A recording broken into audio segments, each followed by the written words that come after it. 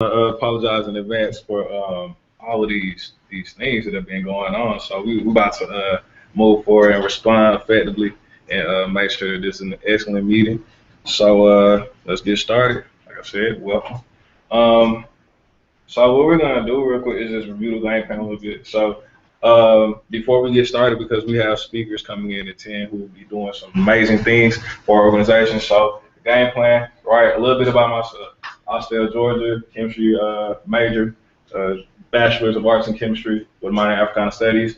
Just graduated with my MED in school counseling. All right, I love awesomeness, and then my goal is to be awesomer. Um, these pictures up here are for a very specific reason, right? So I've been playing sports all my life. That's me. I think I was like 4, 5, 6 maybe. But since from a very young age, I started off with soccer. My dad's Nigerian. My mom's from the States. So that worked out nicely, and here I am. And in that lower right hand corner, that's me. I don't know how old I was, but I know I was a nerd. So I still am. And over here, this is also me with my crew from freshman year of college. I've come a long way, and I put that one up there specifically because these are the type of individuals that you may look past. You know, you might not see this person or any of these people as individuals that you need to connect with or feel a necessary responsibility to build a relationship with. But you never know, right? And then, of course, this is me more recently with my slim fit suit and with my Armani Exchange watch, and it's a completely different person. Yet I'm still all these individuals, and so we have to be very cognizant of who we're trying to attract, what our goals are, and what that looks like, and also have the vision to understand that just because we look like this right now, the people that we want to one day look like this may come in any shape or size.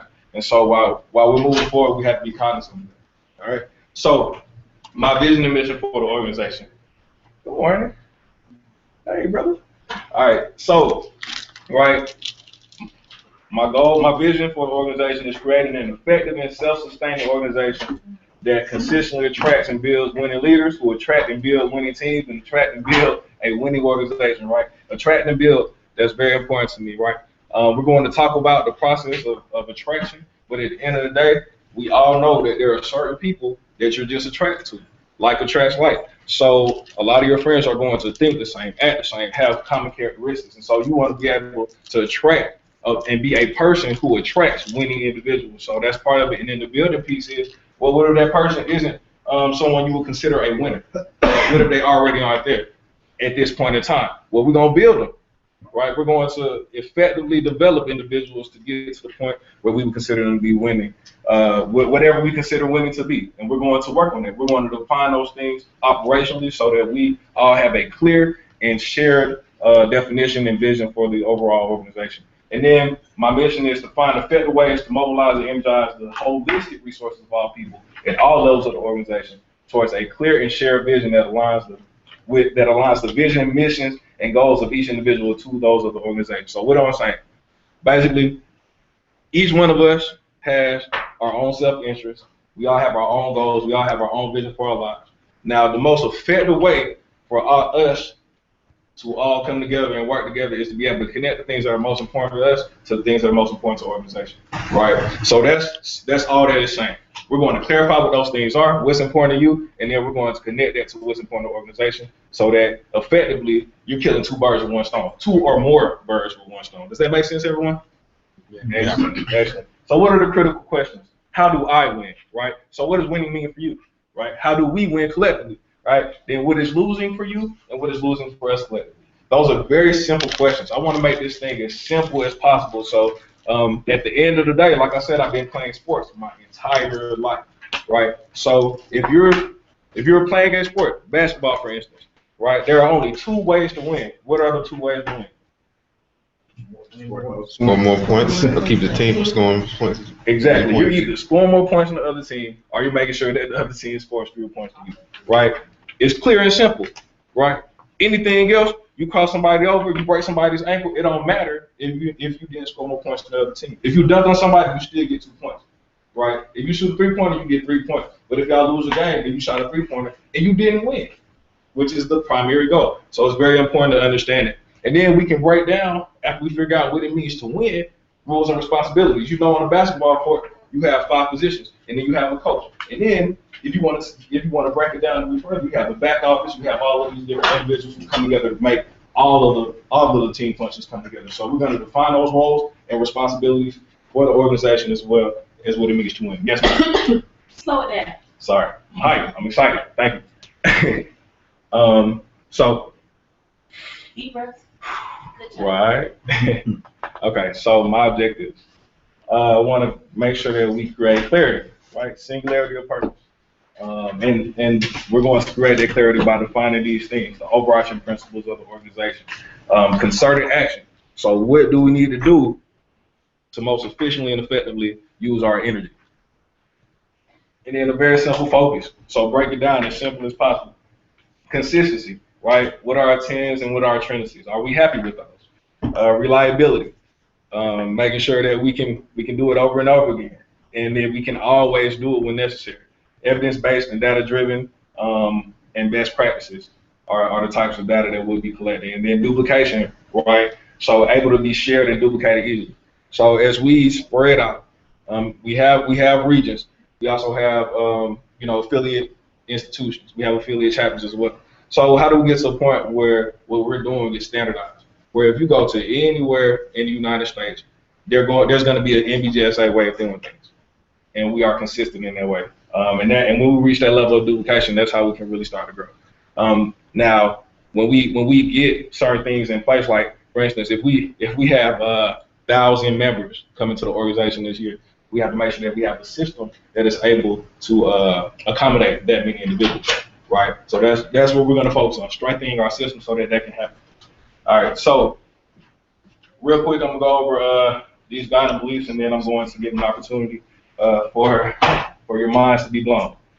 So you don't build a business, you build people, and the people build a business, right? Zig Ziglar, very successful entrepreneur, very successful business builder, and a very successful coach, right? Not only was he a millionaire, he made millionaires. He made successful businesses. He created them. He helped other people create them. So this man has a lot of knowledge and wisdom, RIP. And you can have everything in life you want if you will just help enough other people get what they want, right? So what needs are we meeting as an organization? What value are we providing, right? That's very important. And once we do that well enough and consistently enough, then we can get anything that we want. All right, but the goal has to be, what are we bringing to them? What are we giving to someone else? All right, the significant problems we face cannot be solved at the same level of thinking we were at when we created them. All right, so whatever you did to get to this point, if you continue to do the same thing and it isn't working, that means that we're going to have to figure out new creative ways to problem solve and think. All right, this quote, to sum it up, basically says that if you focus on things like positive thinking, your behavior, and your attitude, right? If you get a little more positive and cheerful and work a little harder, you'll make incremental improvements. You'll make small improvements. But if you want to make some major improvements, some quantum leaps, right, in your performance, you want to change your paradigm. You want to change the way that you think about things, and then your behaviors and your attitudes will inevitably follow. Stephen Covey, same situation. My man is off the chain. If you haven't read or heard of 7 Habits of Highly Effective People, I highly suggest you get that book and you read it thoroughly. And then also Principle-Centered Leadership, which is that's going to be the undergirding of our entire year, right? That's what my vision is based on. That's what I'm going to work with you all to make sure that you all buy into and agree with, right? And that we can effectively move forward based on these principles. So it's very important and will be very helpful if you get this information and get that locked in. Also, this PowerPoint, you all will be emailed all the information that we talked about this weekend, and also this stuff is being recorded. So yes, definitely take notes. Yes, type away, but just know that you can review stuff later as well. And lastly, and of course not leastly, is leadership is the art of mobilizing and energizing the intellectual and creative resources of all people at all levels of the organization. Before I said holistic resources, and so I will talk about a little bit later about what that means, but basically every dimension of your well-being, right, needs to be engaged in this organization. Not just your mind, not just your spirit, not just your emotions, but everything together. We have to get that together if we really want to create some synergy and long-term success for the organization while you were here and even beyond, right? So my goal is to make sure that you leave here with something that you can apply to all areas of life. So does that make sense to everyone? I know that was a little rushed, and I know that we were a little flustered with the timing piece and stuff, but was that fairly clear? Did that make sense to everyone? Yeah. Cool. And I love feedback. I love to know that I'm not putting you to sleep, right? And if I am, please let me know, and we can try something different. I'm flexible like that. So without any further ado, y'all have a presentation, or do y'all need something you need to load up, or? Do you have the technological capabilities? Not doing Yeah, drive into your computer, please. Yeah. It's not an Apple, but I hope it works. I hope it works for you. Okay. What's up? Where's the energy Any at? situation. Y'all good? Good. Ready to get started? Y'all Friday? Friday. Matter of fact, you got a drive or a flash drive or? All right, cool. Pay it. Is everybody in summer school right now? Everybody stressed out? Not really. Y'all good? Y'all not no financial aid checks? Y'all want to talk? Man, that was my hustle. Graduate school. Who's working on their doctors?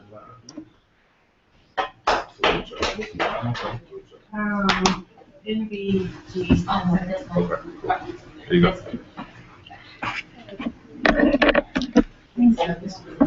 So we want to jump in and get started. While we're setting up the technology, I would like to introduce who we are. I don't know if John gave us an introduction, because at the last minute we wanted to change some things. We like to go with the flow. But my name is Dr. Brian Hazlett. Please feel free to call me Dr. Bree. We are so excited to work with you guys today. We have the opportunity of doing a lot of consultant work together, my partner and I. We have 3 little girls, and we do a lot of work with different school districts and consulting on things related to leadership, learning and development, counseling, coaching, consulting, a little bit of everything. And so this is just something we wanted to do. I've never been to Morehouse. Yeah, don't judge me. It's too early for y'all to start with judgment. Slow it down. But I've never been here, so this is really a great experience. So I'm looking forward to learning from you all too.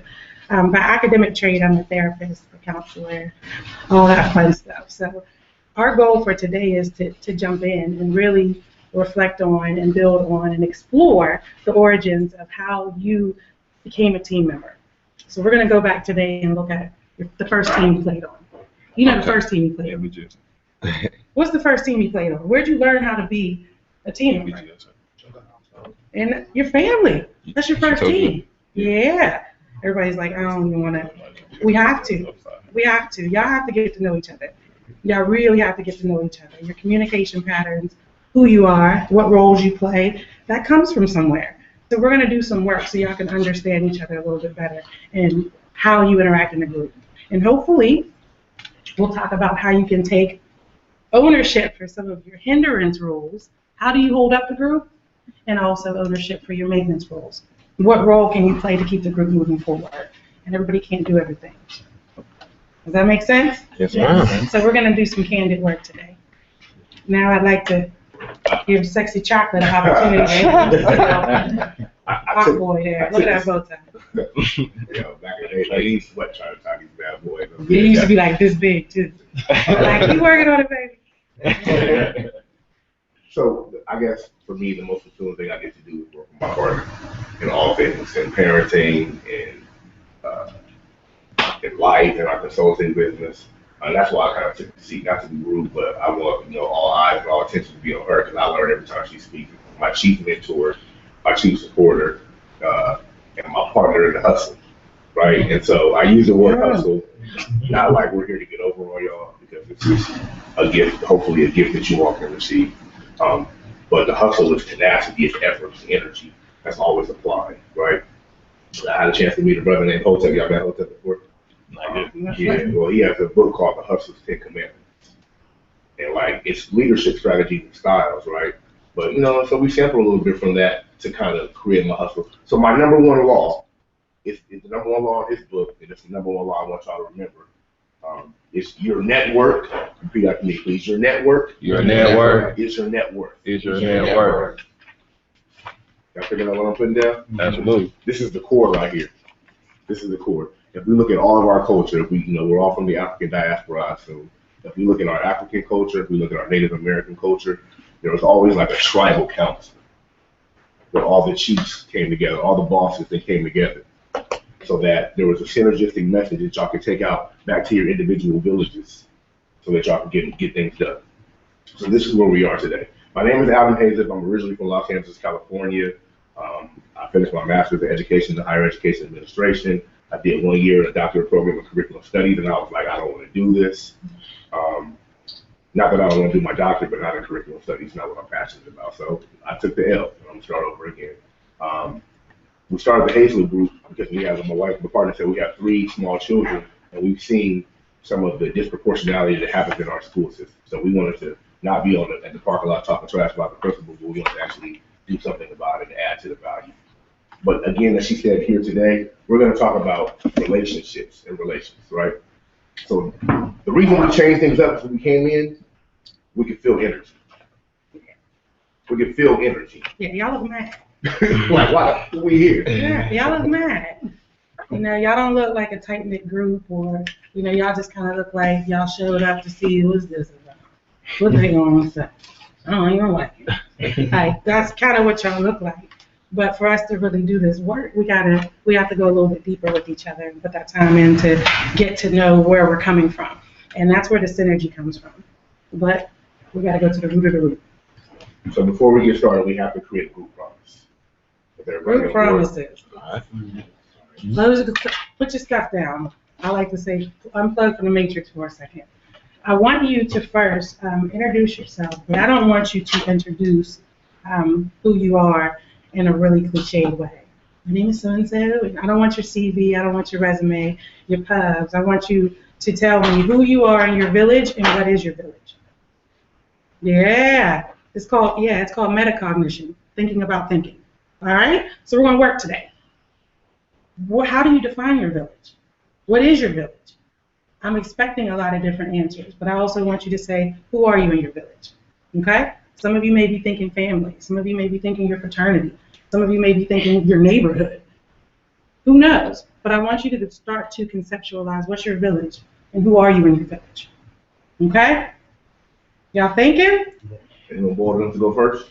Or we just going to start? There you go. This is my home. So this is my village, actually, Southwest Atlanta. Desmondale neighborhood. We're just trying to make an impact on the community as a whole. And I think, you know, we have circles. We try to extend where we are. Mm-hmm. And then that person extends. What's your name? Desmond. Desmond, this isn't going to work if you don't answer the question. Desmond, what's your village and what role do you play in your village? Right. What you thought we were going to play? No, You're not going to be giving me politically correct Right, answers all day. I'm going to answer the question. I'm going to answer my question. Right, You're going to ask yourself a question, answer your own question. I'm answering your question. But see, the thing about it, we don't have to do things conventionally. Does Desmond do this in every group? Yeah. Is this happening all the time? Yeah. Thank you for showing me. So let's start again, because Desmond said he was ready. He's not really ready. Let's start again. What village are you from, and what role do you play? I don't want to know what you do or who you like or how you're conceptualizing. Role playing, what roles we play, that essentially defines what we do. So I'm about to say what we do. Let's get it. I don't want to reveal it though. Desmondale, Southwest Atlanta. This is home. What I do? Just spread love. It's all about spreading love. That's all. Hey, how you doing? Smile every time I see somebody. See what's going on with them. Make them feel good. So really just try to be impactful in people. Okay. Are you trying to love people or are you trying to inspire people? Love. And through love, you inspire. Because somebody has to be felt. You have to feel the care first. How do you hurt your village? How do you hurt your village? No, you as Desmond, as a human, how do you hurt your village? Because you just said how you help. How do you hurt your village? Let's say, how do I hurt my village? When you don't speak, when I don't speak power to somebody. That's what I'm talking about. Can y'all give Desmond some love? He just jumped in first, and y'all have to see how we roll with it. We're gonna cut through. We're gonna get to work. We're gonna cut through some things. Desmond, thank you. Who would like to go next? Hi, my name's India, and I really don't have a village. I'm all about trying to be independent and being okay with being independent and being with me. So I don't have a village. I really don't. Do you want a village? Do I want a village? Not right now.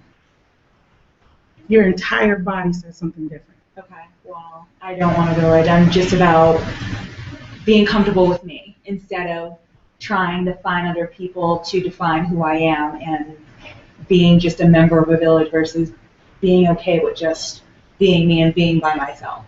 That's what I feel. Can I ask a question? Absolutely. What do you see as the strengths and weaknesses of a village? I guess I see more weaknesses of people hurting you and not being there for you when they say they will, or having to adjust to a village. I mean, strengths, I would think of stereotypical things like someone to talk to, someone to lean on, someone to rely on, but I think of more of a weakness than a strength with villages. But I'm trying to change, and I'm obviously here trying to work within this village, and I'm good with working with student organizations, which I guess can be considered a village, but I come and I do my work, and I do build friendships and stuff, but at the end of the day, I like to be more comfortable with who I am versus relying on people, which is what I used to do. Okay. I appreciate that. Tell me your name again. India? India. Usually, when I say your name 3 times, it's done. That's how you learn new words, 3 times. India. That's number 3. My brother right here. Oh, I'm sorry. I thought we were going around. Oh, y'all want to go around? Y'all want to No, go I around? mean- That's fine. Y'all want to go around? He ready. He's ready to rock. That's He's fine. like, let me go. I'm locked and loaded. All right, after you, it's your family. I will go this way after you. Okay. Is that okay with everybody? Okay, you're gonna go after him, and then we're just gonna double dutch it. Just jump in. I'm Marcus Kennedy. I guess my village is North Louisiana, mid or Arkansas area. What was that question about? What was the other question? What role do you What play in role your do I village? play in my village? I am the cheerful, upbeat,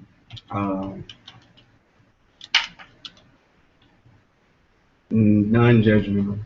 You're the cheerleader, Uh-huh. advocate. Yep, Okay. that's me. How do you hurt the group, the village?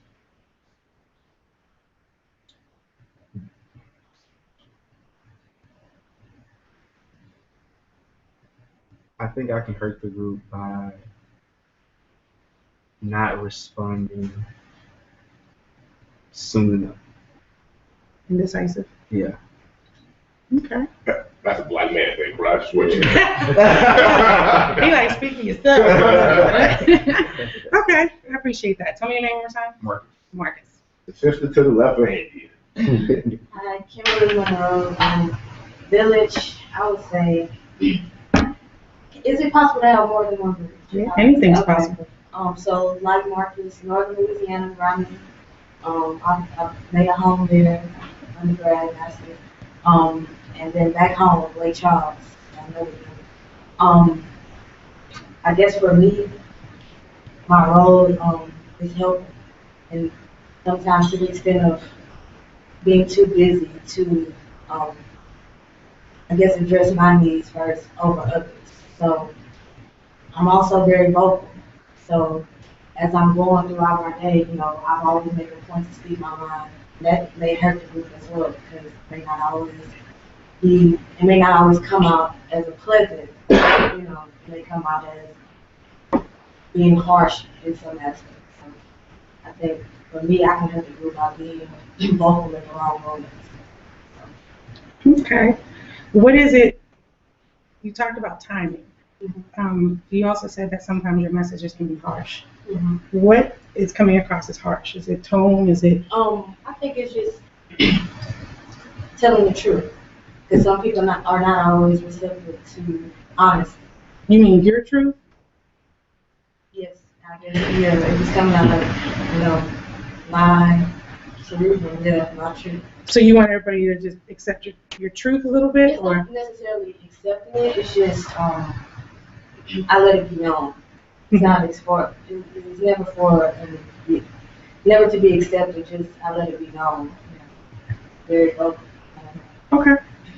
All right. I want to leave you with a nugget. If you receive it, I'm throwing jewels out. It's up to you. Aristotle said, an educated mind can accept a thought, an educated mind can consider a thought or notion without accepting it or rejecting it. So your truth, your perception, your perspective, when you put it out there, I would hope that your hope will be just for consideration, right? Right. Then my truth might be different based on my psychology. Yeah. Feel me? Considerably. Okay. I appreciate you sharing. So, I forgot we're just jumping in, guys. I'll go. My name is Willie. The world is my village. Okay. I am the explorer in my village. And I think the way I could hurt the village is once I discover the potential and I help people to discover their potential. Because I'm an explorer, I'm ready to go on to the next thing to be explored instead of hanging around for long periods of time to help people nurture their potential. How many times did you move as a child? As a child. Military kid. Just wondered. So Where do you go to school at? I'm sorry. Howard University. The real issue, right? Yes, the real one. You also said that you're an explorer. What are you looking for?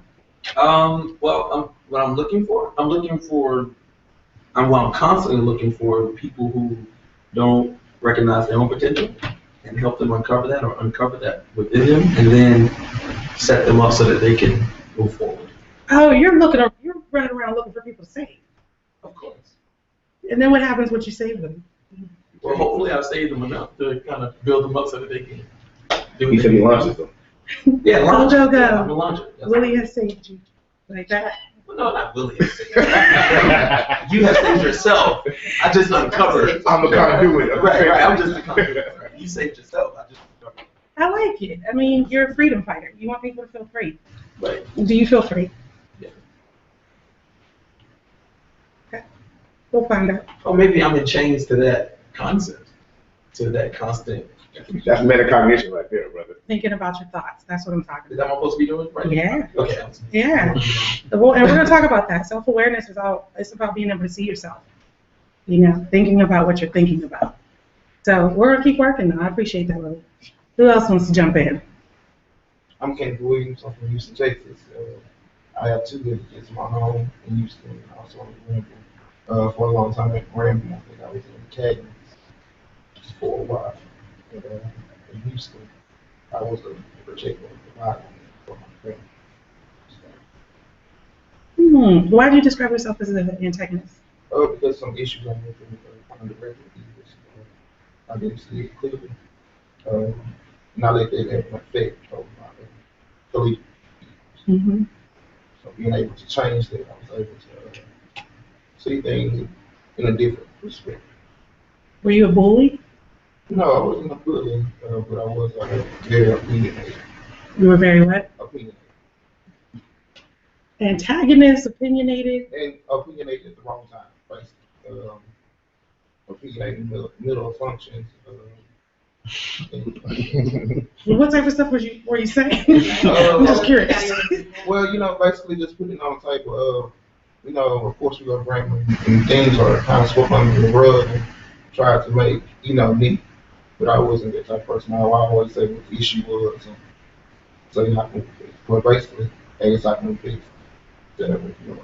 Did this happen in your student organizations or with administration or within NBGSA? Like, where did it happen? Both, along with the administration and the student organization. Sound like a freedom fighter too. Mm-hmm. Okay. But timing is everything, though. I respect that. But if I can tell a personal testament, right? I was running an African American Male Initiative at Georgia Southern. We had this big the Student Affairs rally. Let's get excited. We're doing student affairs work. And one of our VPs put a picture of Lil Wayne up, sagging, tatted out, like, yes. And I help black men, da-da-da-da-da. And so now I'm very opinionated and outspoken too. But in that moment with 400 other white people in the room, I shriveled up. Right? And so I happened to go to lunch with my partner and we're talking about it. And she was like, yo, how come you ain't say nothing? I was like, yo, that's career suicide. What if I just stand up like, yo, you diss the black men, da-da-da-da. But what I had to do is I ended up going back to his office, communicating with him. I hit him with the slick affirmation. I mean, I just want to know how I can get to the VP status. How can I learn from you? By the way, what you did the other day is called a microaggression. You understand what I'm saying? So just having tacting, what I gather you are learning, but don't ever lose that willingness to use your voice, because that's why the Creator created you. Absolutely.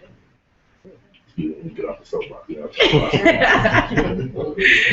Thank you. Who else wants to jump in? I'm David Hankerson.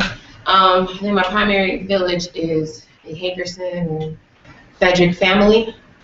My role within that village is supporter, trying to hold things together, matriarch. What's the other question? What are some of the hindrance roles you play in your village? I guess being withdrawn, distant, selfish, could be. You hold everything together, but you're withdrawn, distant, and selfish? No, I'm saying that would hinder, I guess, my role. Do you play that sometimes? Sometimes, you know, because I guess in my role, you're forced to be, I have to be like selfless at times. So in times when I focus on whatever I would like, it hinders, you know, sometimes it might hinder holding things together. Okay. Tell me your name one more time. Dava. Dava. Dava, hold that thought for 1 second. I need to put this out there, guys. One of the things that is imperative to me and one of my values is that you have to develop cognitive stamina. If you really want to be successful, you have to be able to listen to people. And there is nothing that damages rapport professionally and personally more than people who won't give you the time of day to just give you their attention and actually listen. I don't know if y'all are hearing what she's saying, but it's imperative for you guys to hear what she's saying. She's saying that when she starts to feel overwhelmed, she withdraws emotionally. She's saying that she's afraid that she'll do that. She's also saying that she tends to kind of stay in the middle and hold things together, that she's kind of a peacemaker at times. She's saying a lot of things that will impact your success together as a group. But if you don't have the intellectual stamina to listen to someone for a whole 10 seconds without playing with your phone, you're not going to do well professionally. That's all I'm saying. I'm sorry. Can you go ahead and finish what you were saying? We're done? Yeah. Okay. All right. Are you a middle child? I am. Makes a lot of sense. Absolutely. Are you the first girl? Yes. All of that makes sense. There's nothing that you guys are coming up with that is not connected to some origin of your first teen. It has everything to do with it. So we're going to keep exploring that. How are we making these inferences? Some of it's very obvious, but you have to hear each other. Okay? Thank you. Thank you. Who else wants to jump in? Don't get scared now.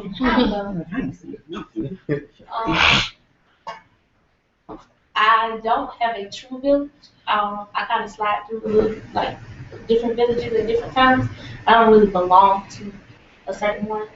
My role in, I guess, pretty much every village that I come in contact with, I kind of am the cleanup person, the fixer, but I guess my hindrance is that I don't develop authentic relationships. Everything is surface level.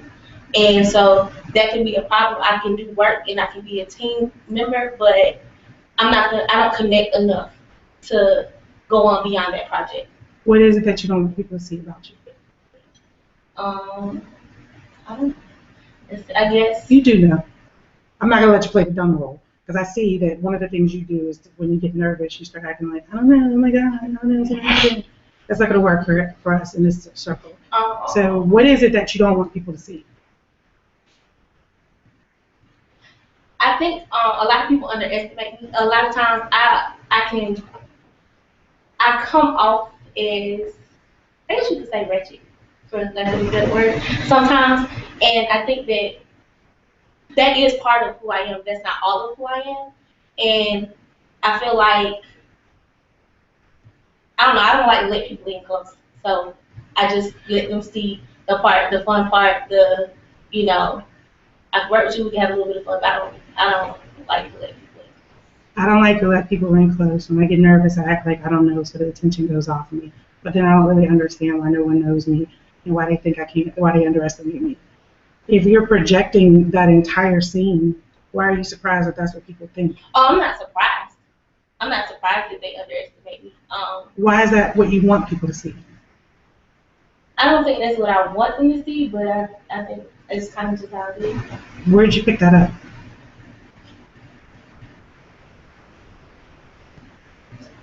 Probably at home. Yeah. I have 4 brothers and 3 sisters, and I'm number 7 out of 8.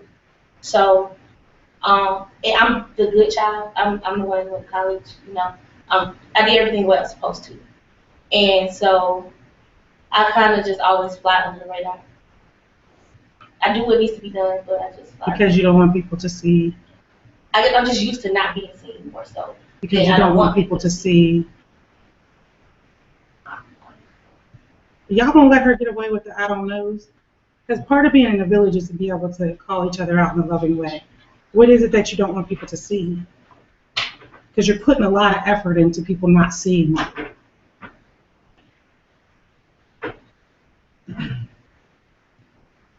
I guess I don't want people to see my weaknesses. Okay, pause for a minute. Tell me what you guys see in her posture. Don't change. Don't try to fix it. She's like, hold up. What y'all see? Like this. What do y'all see? So give me a feeling. Give me a feeling. Scared. Hunched over. It's hard for her to come out of her shell. That's the visceral. Give me feelings. Feeling work. Um, What is she feeling right now? I think she feels engaged. She feels engaged. Vulnerability? She is engaged. Vulnerable. What else? Huh? What? Being attacked. Attacked. She's getting defensive. Yeah, absolutely. What else? She keeps fighting. She's staying in it, And she's still hiding. which shows you her perseverance. What'd you say? She's hiding. She's hiding. She tried to scoot back on y'all, but I like that, David. She's like, no, girl. No, girl.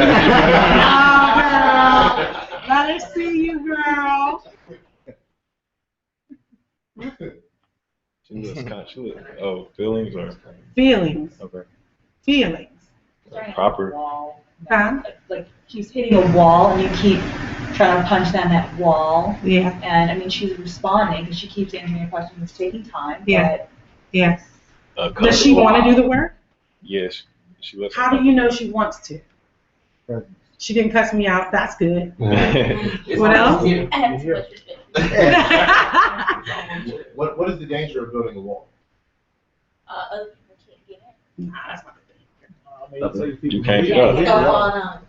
Nah, that ain't the danger. You just said a lot about your personality in that. It'll fall on you. Okay. No, if you build enough walls, you just put yourself in prison.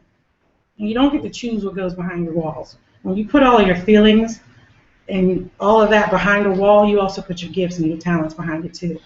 You don't get to choose. Like, all right, I want to keep my charisma, but then keep it low key. Right? No, you can't do that. It's transparent or not. I'm proud of you for staying with that.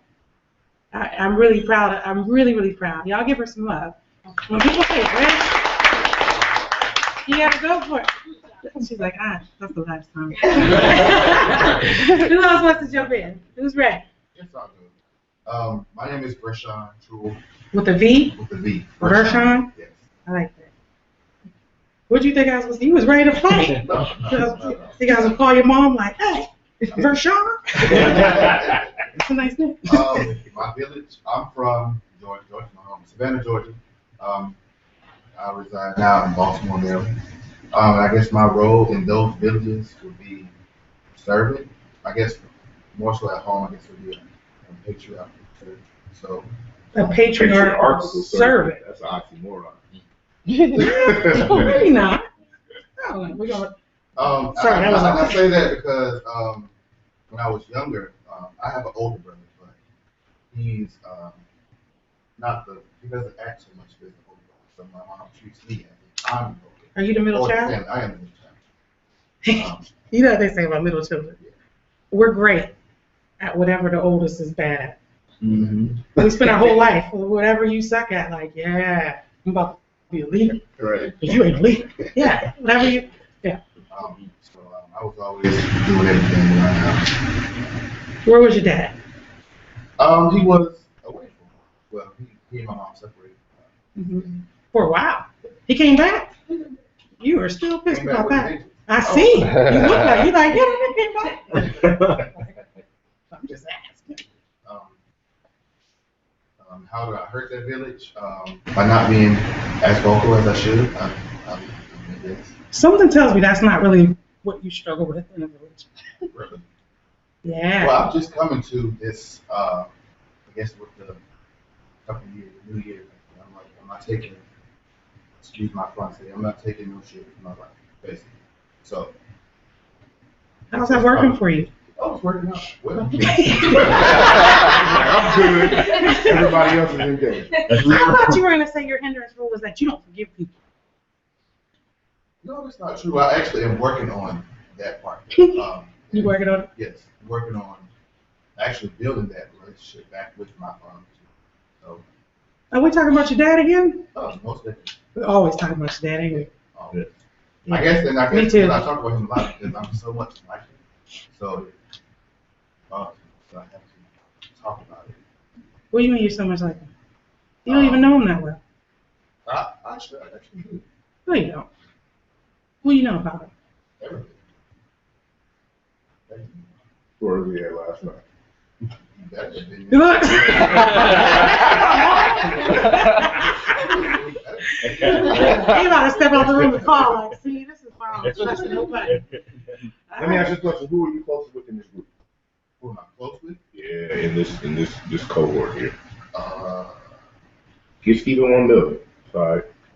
Yes. Nobody. Okay. Well, there's a lot of opportunities today, then. A lot of opportunities. Thank you for sharing that. Other folks, y'all see how our conversation is deepening? As we become more patient with each other, more engaged with each other. There's a couple people holding out. I always love those people in the group because they're like, I don't know. And they're going to go last, but it's going to be a good story.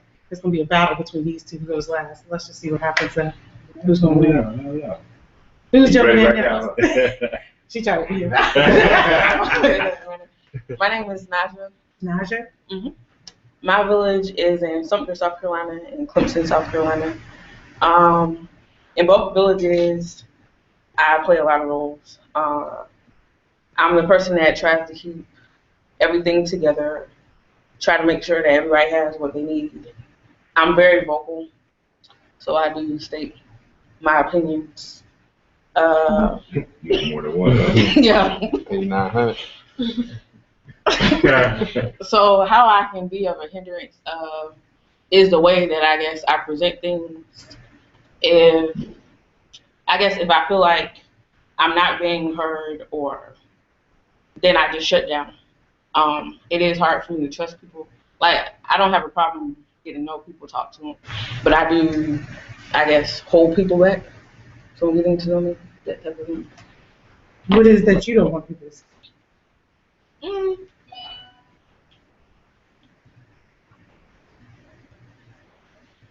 That's a good question. I guess from previous experiences, I just don't want to, I'm used to people walking out or getting hurt, so what's the point of starting all over? Just repeat the same thing. Who walked out? My parents, I'm adopted, so, yeah. Did you ever know them? Mm-hmm. Okay. Well, my mother, yeah. Okay. You don't know your father? Mm-hmm. Me either. How does that contribute to who you are in a group?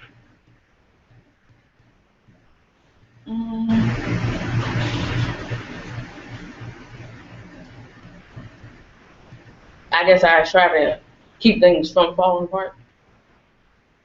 So I try to keep a lot of stuff intact or take on a lot of responsibility so that things stay together. Is it easier for you to work with men or women? Men. Why? Probably, well, when I was growing up with my brother, I have a lot. I'm the middle child, so 4 of my brothers were younger than me, so. And then, I don't know, I guess I've never really just hung out with a lot of females. Is that something you're looking forward to in this group? Yep. I was gonna say, I never really thought about it, but. Yeah, I never thought about it. Nope. Yeah. You're not looking forward to Yeah, it, but I but if it don't doesn't think happen, so. you're okay with it. Yeah. Kind of thing. Okay. I had a feeling you would relate to her very well. Oh, yeah. Something told me that was going to happen. Isn't this interesting? Aren't y'all seeing things in each other like, life is different when you pay attention to people instead of just waiting for your turn to talk. Who wants to go next? There's only two left. I'm Will, and my village would actually be my family. Okay. Your name's Will? Will. Will. Yes. Okay. W-I-L. Gotta cover spelling and doctor for Big Will. I guess I would be the go-to person, the problem solver for my family. You're the go-to? I'm the go-to person. Would your sister say that? If I had one, she probably would. Are you an only child? I am. Well, that my parents have to go, yes. Okay. Shout out to all the kids. He's looking for only children. So how do you hinder the group or your village? I would probably hinder the group as not seeing other people's point of view and not meeting people where they are, and not just coming up with my own, that things are necessarily always my way. You're not good at sharing? No. I'm getting better. Okay. All right. Why do you think I asked you to be an assistant? I'm not sure. Who raised you? My mom and my grandmother. I could see a lot of female influence all over you. What do you think I'm referring to? I don't know. Yeah, I think you do. Think about it. No, Take a stab at it. I have no idea. Would anybody like to take a stab at it? Is it the way people are really focused on you? That's a part of it. There's also more to He's a it. gentleman. Yeah. He's a gentleman. Yeah. There's an interaction in terms of communication patterns between just genders, where one of the things that men have to work on constantly is making sure that your demeanor is safe for women to interact with you. And that's before you even say anything. That's happening in how you sit, where you hold your hands, whether your package is facing people. Those type of things are small cues related to how you communicate. And the wrong message, people start off the conversation defensive. But you got to really say vibe. And you probably pick that up from being raised by women. So I'm interested. I'm intrigued. We're going to do some work today. Thanks, Will. W-I-L-L. Okay, John. I go. All right, so my name is Philip Paul Jr. I go by PJ or Philip, but I guess my village would be Gaston County, North Carolina. I'm from Stanley, North Carolina, which is a small town.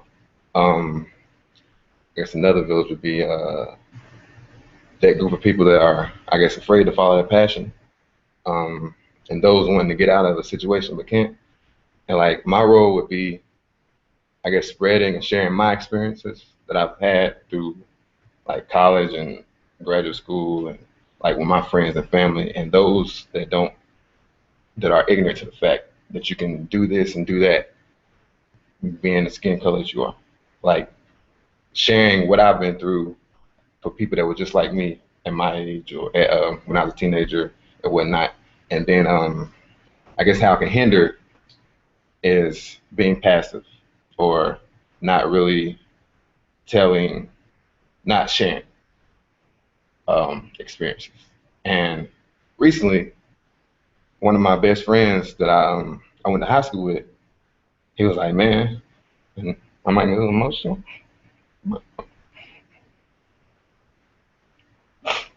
He was like, you inspired me to go to school. And he didn't graduate.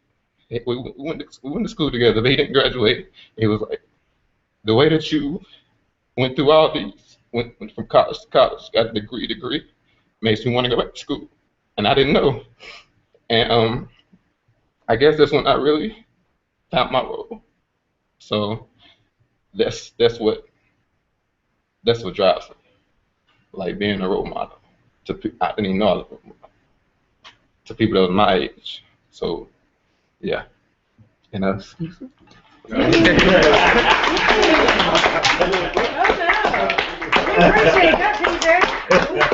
I will tell y'all that there's not ever been a group that has worked with us that once the first person takes that risk and shows who they really are and just kind of lets that out, it deepens the whole group. And so thank you for that, PJ. You don't gotta hide.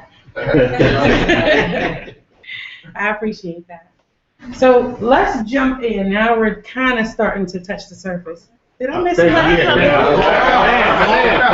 Wow. You know what? How you gonna do that? Mr. President. It's okay. Everybody, you might as well let them know how sensitive you are. You touched his spirit and it humbled him to silence. Yeah, that's what it is.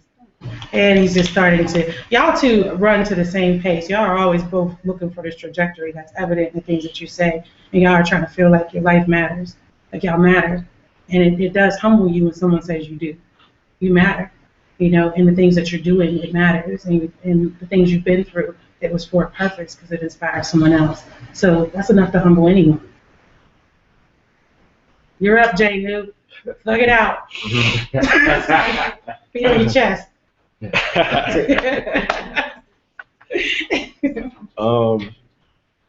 So my village is, man, my team, like basically everybody who I feel I've helped or who has helped me or could possibly help. Like I feel like I have a lot of people that I'm connected with that I in some way, shape, or form want to touch or who has touched me.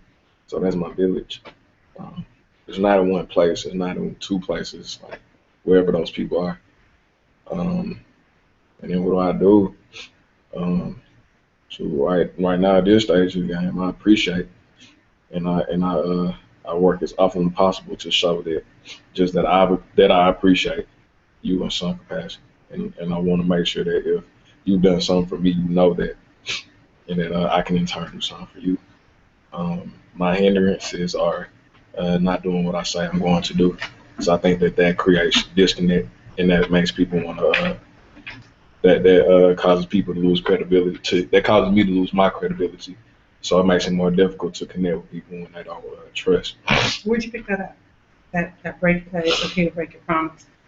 Where'd you pick that up? It's not okay to break my promises. Where'd you pick it up though? That it isn't okay. That it is okay. You said that your follow through or not doing what you say you're going to do, that is breaking a promise and a commitment. So where'd you pick that up? I think at home, everything's pretty flexible for the most part. There are some things where it's like, you know, you need to be here, you know, you need to do this. But like in my culture, like if an event says start at 7, then it starts at 10 African time. So I mean, a lot of times when my dad said, I think it's really cool that you're talking about like your culture and that events can start later. Right. But I'm wondering that whole be a man of your word, that part of it, where'd that part come from? Like not following through? Mm-hmm. I have to think about it.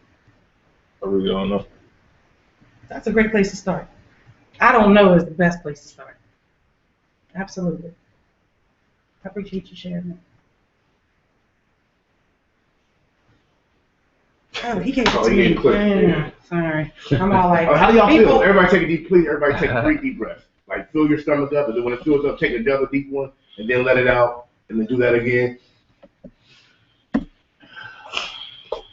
Baby, you ain't breathing with me. So that was to release some energy. Yeah, you're all taking each other's energy in. One of the things that I like to do is start taking a knee. After you really are listening to people, sometimes you have to take a knee and just ground yourself. And so I'm going to do a speed dating round of how you feel right now in the moment. Then connected to who you are. I'm going to speed date. Put your hand down, Will. It's a speed date. You can't be like, call me. Is your name Will? Your name's not Will. Willie, okay. This is Will I am. This is Willie. Okay. There it is. Okay. Will I? All right. How do you feel just in the present? You're up. Excited. Always good. Anyway. I'm good. I feel good. I look good. Good, everybody. You look good. We all got that. Try to feel good it. as it tastes, though. excited. I don't know. I actually don't know how you feel. I actually don't know. I can't fill that in for you. Great, actually. Good. Okay. I feel home. Okay. Surprised and terrified. Surprised and terrified. Awesome. Relaxed. Exuberant. Go for it. Don't play. GREs. Grateful. Stressed. You tight? Yeah, I'm tight. It started getting deep when it came down this end. You were? Yeah, I'm stressed. Yeah. Did you breathe? That whole exercise just made. Did you breathe? I did breathe, but I'm still stressed. Like, I'm breathing, man. Go ahead. I'm extremely Uncomfortable. Yeah, it's great. That's good. nervous. Nervous. Skeptical. Skeptical. That Yeah. makes you want to ask me a question. Y'all are being honest though. But speed round, nobody gets the question. Sometimes you need your feelings just validated. This is where I am. Okay? Vulnerable. He took your word. Touch. You feel touched? I feel. Oh, I'm sorry. We're gonna go around. All right, cool. Overwhelmed. You said you're well? Overwhelmed. Overwhelmed. Okay. All right. Did we start with you? Yeah, we started with you. You want another one or something? No. I feel enthusiastic. Wow. Took my word. I was gonna get hood, like I feel turned. You feel turned? No, I actually feel. He's like, that's my word. Yeah, no, I feel. I'm excited, man. I like the range of feelings, right? I'm not supposed to explain it. Sorry, but I love the range of feelings because it's a place for growth to happen. Somebody said, like, I feel like I have to get people ready, then they launch, right? And I think it's important for each of us to understand our strengths and skills and our weaknesses because everybody can't be the person that watered the seeds of the plant. Because the plant gonna drown. Somebody got to put it in the sun. Somebody got to get it fresh soil. Somebody got to just leave it alone and watch it. Like, damn, we're gonna have some tomatoes tomorrow. Like, everybody has a role to play. We all can't do each other's role. So I'm excited that all y'all got different things. So why are we here? We're here to break down walls. Why are you here? Anybody just shout something out. Growth. Growth. Development. Development. Learn. To plan. Work. She said the work. So I'm gonna slide you my card after. You want to work? We can work. Other people. Fellowship. Fellowship. Learn. About myself. To learn about yourself. No, feel better about myself. Feel better about yourself. Okay. The village. I'm excited. This is gonna take more than 2 hours. I hope y'all ain't gonna do later. Okay. We are here to help you break down the walls. Like we said, not only do you put the stuff back there you don't want people to see, but you put your gifts back there too. Part of, I like to tell people, well, I used to tell people that I come from nothing.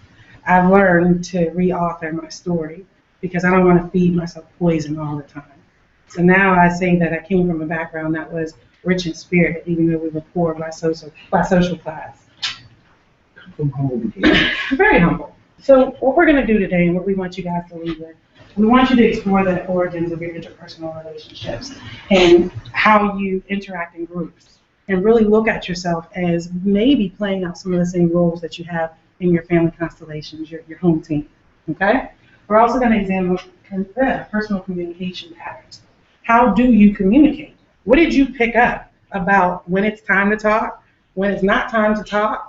Just being more aware of how you communicate, why you communicate, and where you pick that up. And then the last one is develop awareness of how family constellation, how that carries through. Sorry, I'm not taking Develop awareness of how family constellation impacts your group interactions. We were making inferences the whole time, and I wanted to just kind of warm you guys up to making your own connections. So I want to contextualize, and I'm going to dim this light a little bit. I hate While she's doing the light, I just want to add, as a consulting agency, we work with a tri-parent model. You understand a counseling background, like you understand that we're talking about awareness, knowledge, and skills. Sexy. Oh, sorry.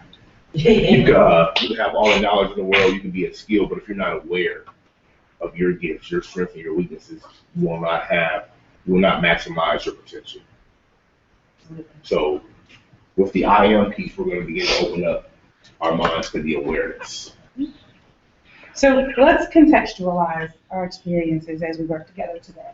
This is something that I use all the time, whether I'm working with a large corporate organization in Silicon Valley or a school district down in the hood in Florida.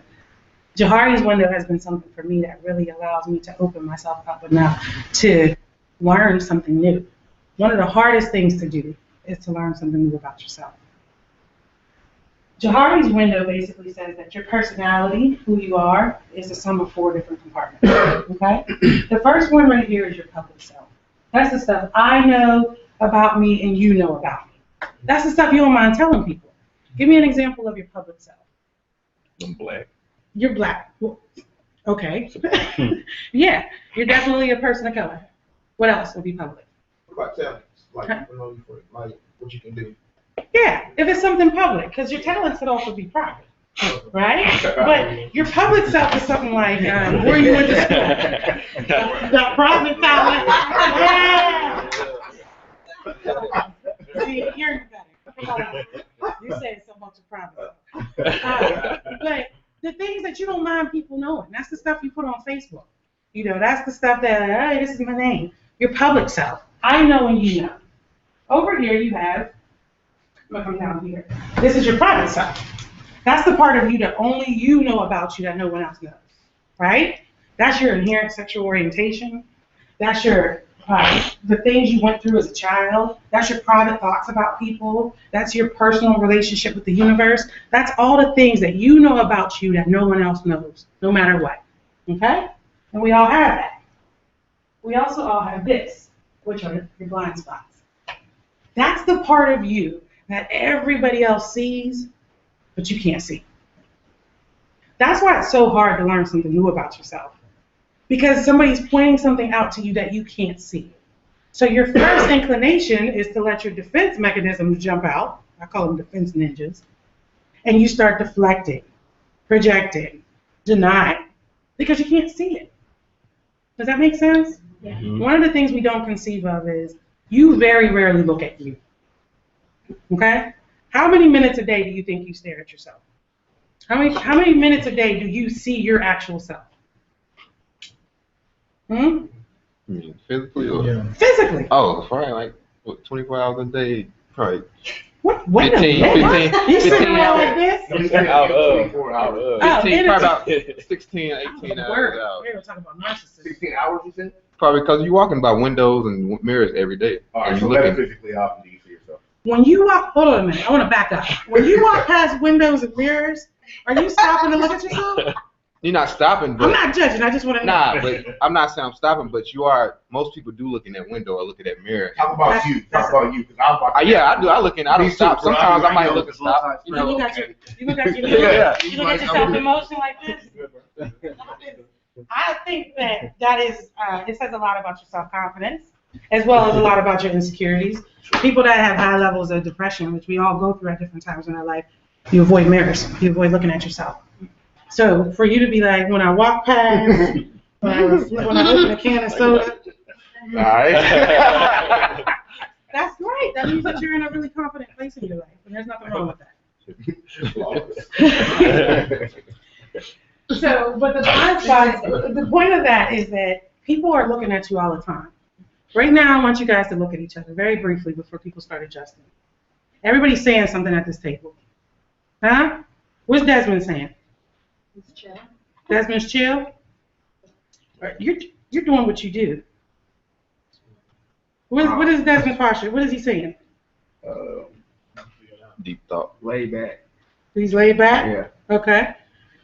What is it Dava? Dava. What is Dava saying? What's next? I actually think that's pretty accurate.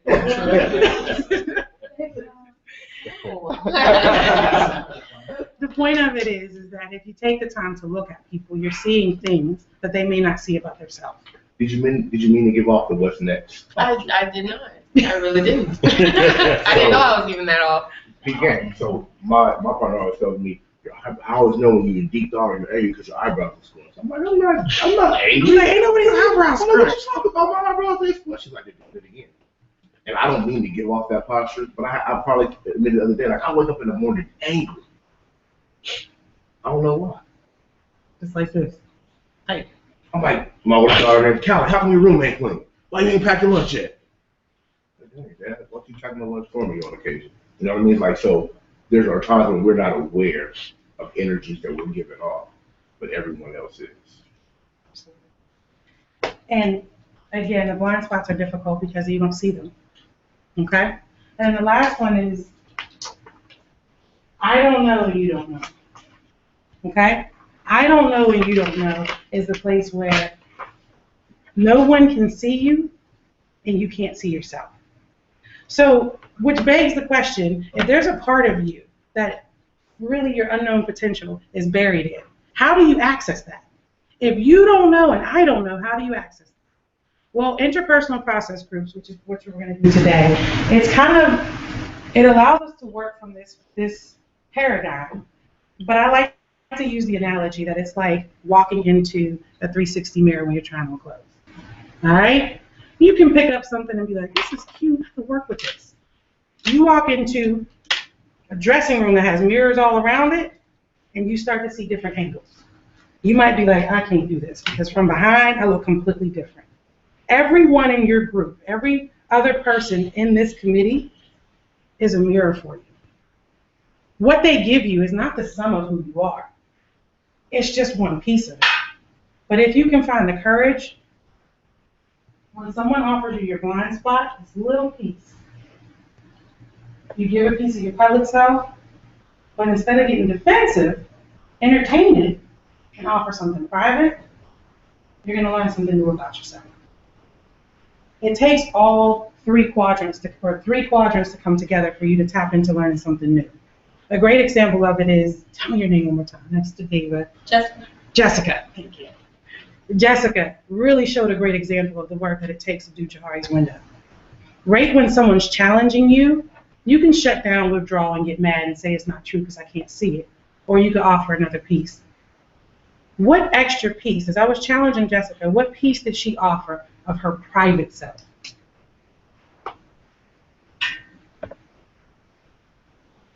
It's interesting to see how much you guys have been listening to each other. She's 7th out of 8 children. Mm-hmm. She thinks she's ratchet. She said that. Mm-hmm. She said it. She's like, that's close. Wait a minute, let me correct you. I said that I have ratchet tendencies. That is the part that I portray because that's what She said people underestimate better her. word than that. I said I have ratchet tendencies. Okay. There's a difference. All right. That's slight distinction. Okay. Okay. Slightly. Okay. Varies for different people, meaning that she doesn't build strong relationships with different people. Stay surface. Yeah, stay surface. I've never seen it. Absolutely. Absolutely. And PJ, next to you, what's your name again? Naja. Naja. I'm going to get it, y'all. Just need to practice. Naja. Naja shared a part of her private self, too. I challenged her. She shared a part of her private self. What did she share? For, huh? I said that's all everybody remembers. That's all everybody remembers? I don't think so. What else did y'all hear her say? Huh? She likes to keep things together. Her She purpose likes- is to keep things People. together. Desmond, did you take notes on people? Nah, I didn't. Oh, I was about to say, that's awesome. Who here took notes on people? Did anybody jot something down? Self-reflection. Okay. If y'all are paying attention, your roles in terms of this committee are already emerging. Pay attention to what people are doing in the group. Pay attention to who bails somebody out. Pay attention to who withdraws. Pay attention. All the data you guys need to be successful, personally and professionally, is in this room. But you have to use one another as mirrors. Okay? Questions about Jahari's window? No. How do you spell Jahari? Jahira? Jahari. Jahari. Absolutely. I got what y'all seeing from Desmond right now? I don't really take this many notes, so this kind of like new. Yeah. Y'all think I can John, I wasn't gonna say no taker, bro. Definitely wasn't gonna say no taker. But what do y'all seeing? My man's hungry, dog. is engaged. No, Mom, can you go back to where you were, please, my brother? This is just chill. This is not stay right here. My brother was up here, like, you know, when he's hunched over, it's not like he's ready to go in on y'all. Like he's focused. He's ready to go on. He's picking up a new skill set that he can apply to the team. Am I lying? Correct me. I just like, I don't like the whole ignorance thing. You know, I just try to, I gotta ask, I don't have a problem asking questions. Educate my Love it. Love it. Great thinkers ask great questions. It's very simple. It may not even be a great question either. I just don't know. If I don't know, I'll let you know. That's fine. Every question's great. You know, like, but I'm gonna add to it, great thinkers also ask bold questions. There has to be a courageous element of that as well. Ask bold questions. Jahari's window. I want to very briefly, before I ask you guys to jump into the interpersonal group, I want to ask you very quickly, what is it that would make you feel safe enough in this group to really open up? If we're all gonna, because we're gonna get away from the table, we're gonna move this, and we're gonna get in our circle of love, and we're gonna do some work. Huh? If everybody starts crying, it would make you feel safe? I ain't mad at that. I'm worried Willie's like, that ain't gonna happen. No. So, but you're really saying if everybody opens up. Okay, what else? I think just to know that everyone is, you know, in it. Yeah. In it to win, you know. Yeah, you want all in this. Yeah. We're gonna call it. All in. Everybody here. Not one person sitting on the sidelines listening to everybody else's struggles. Right. Everybody in. Okay? How many people are willing to make a commitment to go all in today? We got about 40 minutes, and I'll give y'all the very best of me. Who feels like they can be in? No? Okay. All right. I see you waving down here. Okay. What else would make you feel safe in this group to share? Confidentiality. Yeah. Confidentiality. Yeah. Come on, guys. We got to keep it in the room. We need this space to be like Vegas. Okay? Exactly. Yeah. You feel what I'm saying? And so, that shit comes back.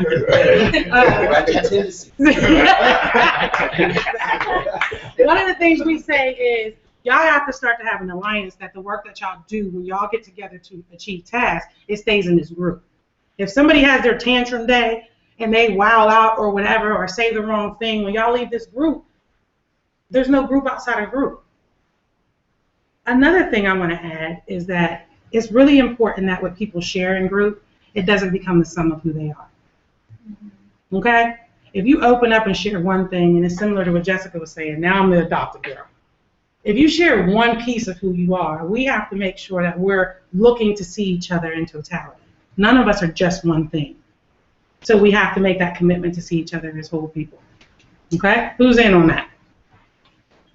All right. Yes, Willie. How do you make sure that you, as the person who shares the transparency, doesn't allow that to become the sum of who you are? Because sometimes it's not the fact that people say you're that. Sometimes you project that that's all that you are. Absolutely. How do you manage that? Absolutely. Perception that that's not all of who you are? You take a risk. If you guys walk into this interpersonal process group with an agenda to project some element of yourself, I want people to know I'm strong. I want people to know I'm this. If you walk into this group with that type of intentionality, then you're already limiting what you can get out of it. Does that make sense? Yeah. Not being concerned about projecting your public self, which is a defense mechanism, and just sharing a little bit more, going a little bit deeper. That's where the awareness piece is. But it takes personal commitment. And to add further to your inquiry, I think that you have to do positive affirmations daily. You know, you have to look yourself, well, you have to do how you look in the mirror, you have to look yourself in the mirror daily and tell yourself something positive that you see. Because we do tend to do our scripts, right? Like I used to, the way we've always been telling. I've told people for years, man, I didn't graduate from high school one time, but you have 2 degrees now, why are you still telling that story? You understand what I'm saying? So we have to begin to reify, reframe, make a new concrete story of who we are. And then, as we said, it's just layers, man. Mm-hmm. And every group that you work in is a place for you to try out something new. Try out a different aspect of your personality. Okay? I want to get your numbers very quickly. And 10 being this group, I'm going to go all in and be honest and try something new. I'm ready, lady. And 1 being like, stay away from me. I don't really want to talk. I'm going to skate through this. What's your level of preparedness to work? What are your numbers? Let's start here. What's your number? 8. About 8? 9. All right, PJ. 7. 7? 8. 8? 6? 9. 8, 1, 2. It's important. 7. 5. 6. 7. I say 8. Did you say 8? Yeah. Oh, I'll say. Tell me about your 5. So your question was, how willing am I to open up or Yep, work? 1 to 10. Yeah, I'm not ready to share certain things about myself, but I'm definitely willing to listen and be open-minded about other people and contribute and be a participant, but there are certain things I won't be sharing. And that's just me not being like a jerk or thinking like people are gonna like, share that information out here or whatever. I'm just simply not ready. Okay. How do y'all feel about 5s? Are y'all comfortable with starting a group with one person being at a 5? I mean, yeah, but because that's where she is right now. So we have to meet her there until she can get up to. No, it may change. That's about that. It looks like that. It's going Yeah. I mean, you can change. I mean, hell, you say 9. You can go to 3 if you want to. Very quickly. It fluctuates. I mean, it just depends on how comfortable you feel. So we just have to go in. All right, you ready? I like it. I like it. All right, let's go. One of the things that's important to me in leadership is to not ask people to do what you're not willing to do yourself. Okay? My partner challenged me to go back to the neighborhood where I'm from, because a lot of times when I speak or if I'm teaching, I talk about where I came from, and everybody's like, "You ain't coming from the hood." I'm like, "This isn't hood. I came from like the real hood," and no one ever believes me. And so we went back and we drove across the country. We were moving from Seattle, and I took my children through the neighborhood I grew up, and they were like, "Put the window up!" Like they didn't even believe me. This is where I came from. If you are looking, I lived in an alleyway called Juneway, and if you're looking out the window that I looked out of every day, it was right here. I'm from Pittsburgh, Pennsylvania, and this was what was across the street from my house. This is the alleyway that I walk to every day to get to school. This is what I call my path to learning, really understanding that it's not just the accolades that go on my Vita, but it's everything. It was what I passed every day, walking down to get to the bus stop to even get to school. All of those things contributed to who I am. This is where I used to hit the sideway. I like to conceptualize that this is where I learned about gender, because right here, there was all these stories about all these young ladies that were kidnapped and raped and sexually abused in that garage. So when I started to learn about keeping myself safe, how I interact with men, what makes me feel threatened as a female, how I understand my gender expression, all of those things came from something as small as tales, hearing stories about what was going on around you. Whether it was true or false, it's enough to make you start thinking about who you want to be and how you interact with people. This is where I learned about poverty. This park right here is where I walk to in the summer every day. I had to be there by 11 with my brothers and sisters for free lunch. That was a part of our budget. And even now to this day, I have to conceptualize that my culture, not just my race, not just my gender, but my culture impacts who I am and how I think in a group. For instance, poverty. I can feed a family of 5 off of $25 a month. But you give me $25,000 a month, and they have no idea how to thrive. Part of something that I learned being a part of organizations and just going through my education is that I have a strong instinct and I learned how to survive. So when I go into leadership groups or leadership roles, I'm always trying to survive. I'm always trying to look at being prudent about a budget and how can we get through and how can we get over and how can we get the most out of it. That comes from where I came from. Not necessarily always thinking about depth and breadth and how do you thrive. How do you develop an organization that's going to sustain itself way beyond you, okay? And that comes from your social life. Where I learned about racism. I was one of those kids where one day my cousin said, "Why are all your friends white?" I was like, oh my goodness. But right here next to the park, I had a friend whose father would never let me come in the house. And one day I heard why. And it was because I was black. but that's where I learned about racism. But not only did I learn about racism there, I also learned about the dynamics of friendships. Because if you're white and your father's white and he hates me because I'm black, but you say you're my friend, are you really? How I perceive how people perceive me comes from my racialized discourse, my genderized discourse, how I view the world. Is that making sense? Are y'all thinking about how y'all relate in terms of race? I hope so. And now I learned about difference. You always hear people say on the other side of the tracks. But Braddock, the city that I come from, on that side of the track, hood. You come over here, and as you start to go up the hill, it was rich white people. Literally, from a proximity basis. All of these things I share with you, one, because I want you to know my background. I want you to know and be transparent about the paradigm from which I'm coming from. I never grew up with my father. I know the dude, but my dad has 41 children at last count. 41 children. I don't know them all. I don't want y'all to get nervous. I don't know them. I meet them in random places in my neighborhood. But growing up in a single parent household, I learned very well how to be an independent black woman and do my thing. But I had to, at some point, realize that I didn't learn how to be somebody's partner. So I had to start trying on new things. I want you guys to look at the beginning so that you can see what are some things I'm doing, that I'm continuing to do, that doesn't work for where I'm headed. Okay? Questions? Y'all ready to rock? All right. What I want y'all to do is unplug from the matrix. I want you to grab your chair, and I want us to make a circle around here. They say they ready to rock. We need to raise the projections. Yes. We can raise the projector. Scoot this over. But I do want to revisit that. Hey, welcome to Atlanta, everybody. We didn't see the woman sign. I don't know. Hey, John, you can keep the power. Yeah, we could.